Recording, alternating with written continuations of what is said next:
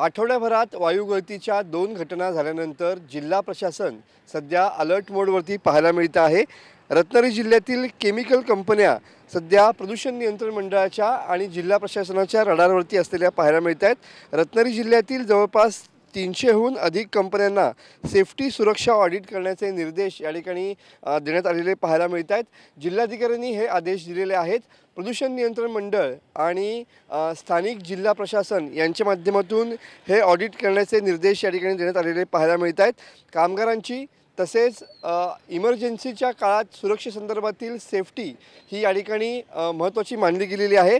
त्याच पद्धतीनं alarm system आणि हवामान गुणवत्ता इंडिकेटर बसवणे हे या सगळ्या ऑडिटमध्ये बंधनकारक करण्यात आलेलं आहे। रत्नागिरी जिल्हाधिकाऱ्यांनी हे आदेश दिलेले पाहायला मिळत आहेत। 2 दिवसात या गोष्टी कार्यान्वित करण्याचे कंपन्यांना या ठिकाणी निर्देश दिलेले पाहायला मिळत आहेत। जयगड पोर्ट आणि रत्नागिरी शहरामधल्या अनेक भागात रात्री या ठिकाणी रासायनिक वायूचा वास येण्याच्या घटनेनंतर सध्या प्रशासन या ठिकाणी खबरदारीचे उपाय या ठिकाणी घेताना पाहायला मिळत आहे।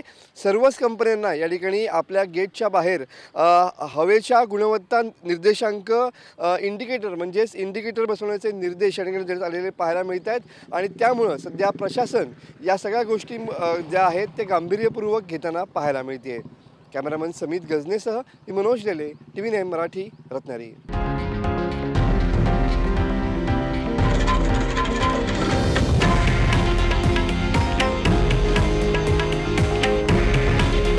हे आहे देशातील नंबर 1 न्यूज नेटवर्क आणि आपण पाहत आहात TV9 मराठी।